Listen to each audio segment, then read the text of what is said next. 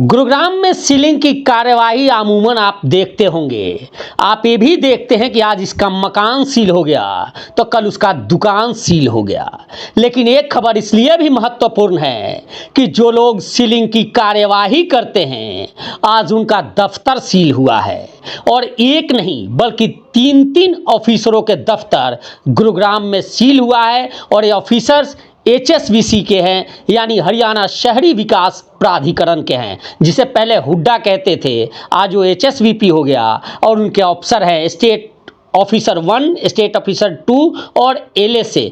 इन तीनों के दफ्तर हाई कोर्ट के आदेश पर सील हुआ है। और ये सीलिंग करवाने में टोटल क्या कुछ मामला था और एक कार्रवाई कैसे हुई, अचानक हाई कोर्ट ने आदेश क्यों दिया, इन तमाम मुद्दों को लेकर चर्चा करने के लिए हमारे साथ Punjab and Haryana high court के अधिवक्ता गौरव अग्रवाल जी हैं। अग्रवाल जी, स्वागत है आपका। Thank you.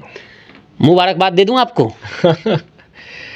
तो हम सिर्फ अपना काम कर रहे हैं, लेकिन अटपटा नहीं लग रहा है कि जो लोग सील करते थे दफ्तर, आपने उन्हीं का दफ्तर सील करवा दिया। देखो हाई कोर्ट ने बड़ा इसको कैटेगोरिक लिया है कि ये विलफुल डिसोबेयंस है एक कोर्ट के ऑर्डर्स की, और उसकी रिजल्ट है जिसकी वजह से इनको ये कोर्सिव जो एक्शन है ये बियर करना पड़ रहा है।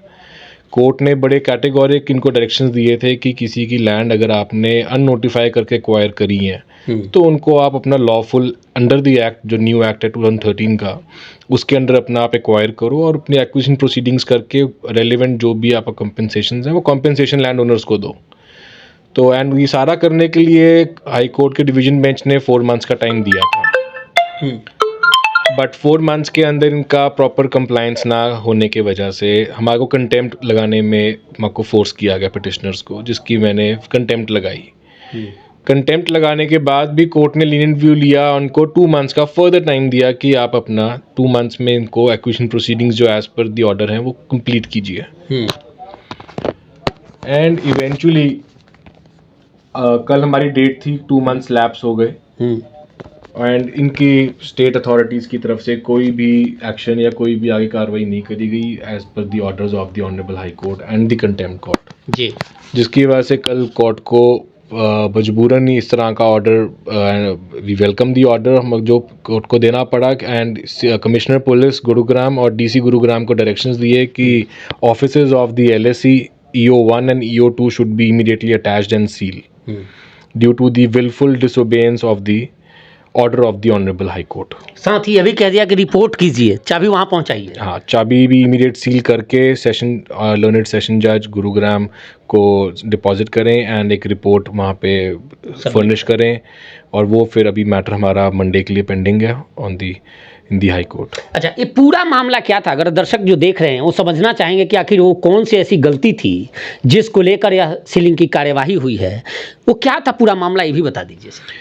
ये एक्चुअली मामला गांव नाहरपुर कासन का है गुरुग्राम, जिसमें लैंड एक्वायर हुई थी और कुछ अप्रॉक्सीमेटली 4 कनाल सम मरलास जो हैं वो आपका नोटिफाई हुए बिना उसको एक्वायर कर लिया गया था। अच्छा। जिसकी रिट लगी थी कि या तो हमारी लैंड को रिलीज़ किया जाए या फिर उसको एक फॉर्मल वे में, एक लीगल वे में एक्वायर किया जाए।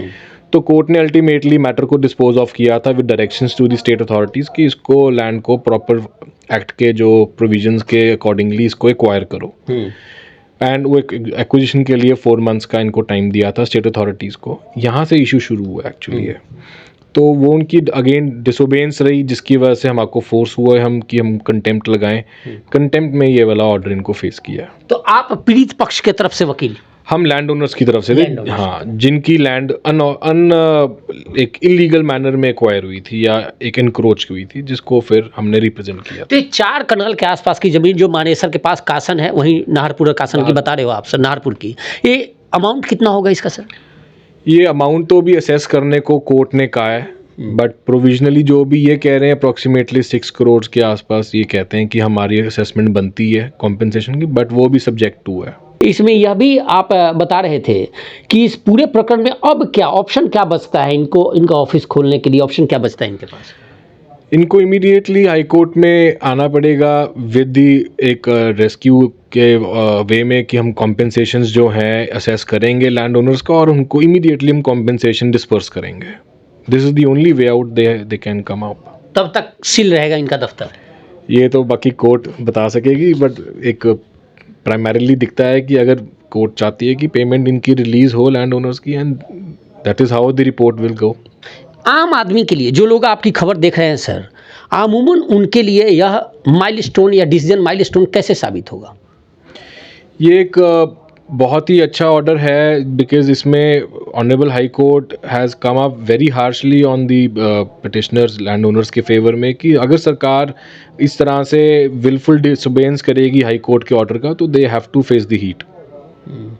मतलब आम आदमी को राहत मिलती है बस इंतजार करने की। बिल्कुल बिल्कुल। हाई क्योंकि कोर्ट अमूमन इस इलाके में अमूमन इस तरह की घटनाएं होती है सर कि लैंड एक्यूज जो गवर्नमेंट ऑफिशियल्स हैं वो मनमाने तरीके से कर लेते हैं, वे लोग देखते रह जाते हैं। देखो, ये बड़ा अच्छा उदाहरण आया है कि कानून अपना रास्ता निकालेगा और कानून से ऊपर कोई भी नहीं है।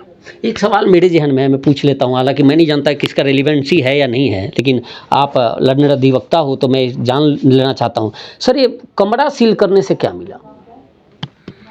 अटैचमेंट हुई है जी, ये this is not only ceiling, ये अटैचमेंट है।